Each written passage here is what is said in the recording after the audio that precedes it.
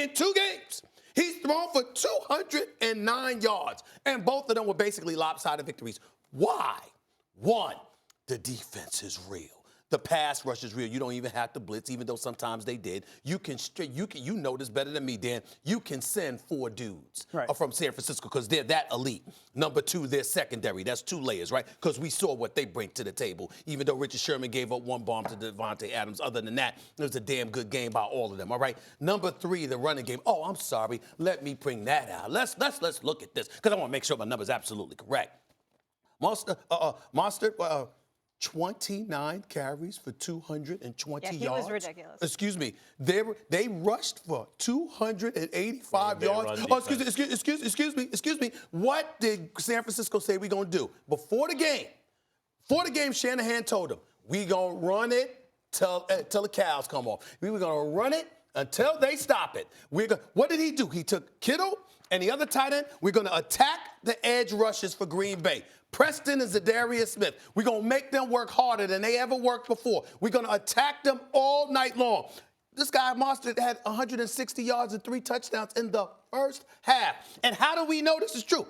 Jimmy G threw the ball 3 times in the second half. 3 times. He threw the ball 8 times for the game. In other words, Max Kellerman, did you realize you could play for the San Francisco 49ers yesterday? I'm sorry. Dan Orlovsky, do you realize you could come out of retirement?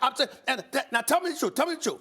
In all fairness, and I'm dead serious about this. I'm dead serious about this. Is it not true, based off of what we saw yesterday? I'm only talking about yesterday. Based off of the game plan of what you saw yesterday, is it not true you could have came out of retirement and did that? I probably could have been. Thank you very much. Yeah. That's all I'm saying. So all I'm saying, I'm not questioning Jimmy G's skill set. I'm saying, don't come to me right now talking about Jimmy G.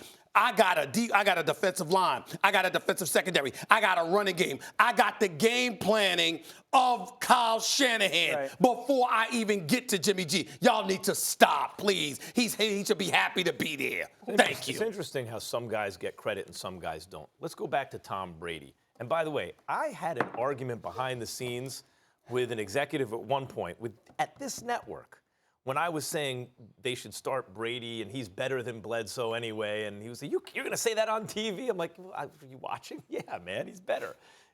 Brady wasn't putting up superstar numbers. Brady was, and I'll keep saying it, a 24 touchdown, 12 interception, 3,500-yard quarterback. Now, that meant more then than it does now. But that's what he was.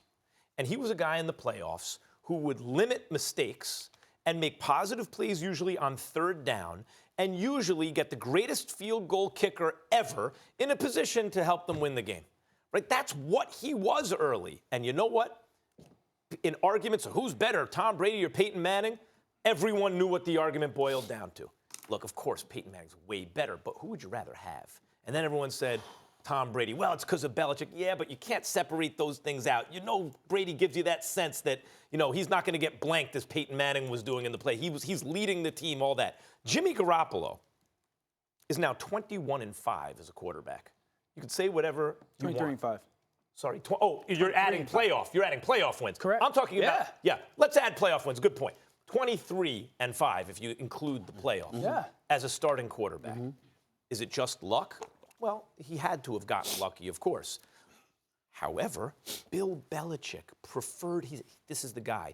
He had a lot of quarterbacks come through there and never said, that's Brady's successor. But this guy said, that's Brady's successor. And then Shanahan looked at him and said, let's give him all the money because that guy's going to be the guy on this team. He was very Brady-like this season, early Brady. I'm not saying he was quite as good as Brady at the same age, but Brady turned out to be the GOAT. I'm not here arguing that Garoppolo is going to wind up being the greatest quarterback of all time. I'm saying there are striking similarities to him and Brady at the same point in his career. Brady was getting credit. Why don't you give this guy credit? He's now 2-0 in the playoffs. And the big number's at 23-5. Boy, he sure has a lot of luck winding up on good teams with coaches who seem to think he's the answer. Dan, what do you think? We have to give Jimmy G a lot of props, and this is why. We might not tie the props to the playoff performance.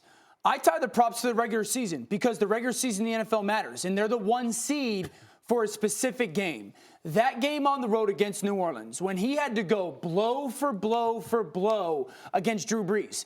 And I said this when it happened. That fourth down conversion to George Kittle was going to be the reason that they were going to go to the Super Bowl, because home field advantage has mattered. So yes, those layers that you referenced, Stephen A., are certainly important, but those layers aren't as good on the road. That defensive line has a massive advantage of being at home playing off the crowd noise. That run game has a massive advantage of being at home and playing in the quiet and the way they work in unison. So I'm not going to sit here and be stupid enough to go, wow, Jimmy G's the reason that this team has gotten through the first two rounds of the playoffs. There's no debating that. But he is the reason, or one of the main reasons, why they got that 1 seed. And they had that win on the road against the Saints to make sure that they had home field advantage. So for that, since it's all tied and connected, we have to give him some props. You guys know football, man. I learn from y'all every day. But y'all don't listen enough. Y'all so busy teaching, y'all don't realize that y'all are all over the airwaves. And I watch and I listen and I look for the inconsistencies.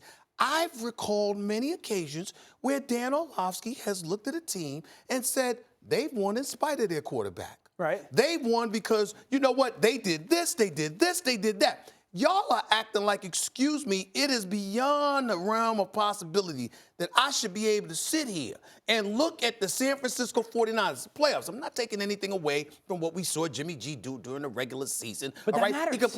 I didn't say it did it. But during the regular season, we also said we're going to see come playoff time. Mm-hmm. And the reality of the situation is that unlike Patrick Mahomes, unlike Aaron Rodgers, unlike most quarterbacks that's playing in the NFL, this one team, the San Francisco 49ers, is the one team that has existed in the postseason where the quarterback wasn't asked to do but so much. Thanks for watching ESPN on YouTube. For more sports highlights and analysis, be sure to download the ESPN app. And for live streaming sports and premium content, subscribe to ESPN+.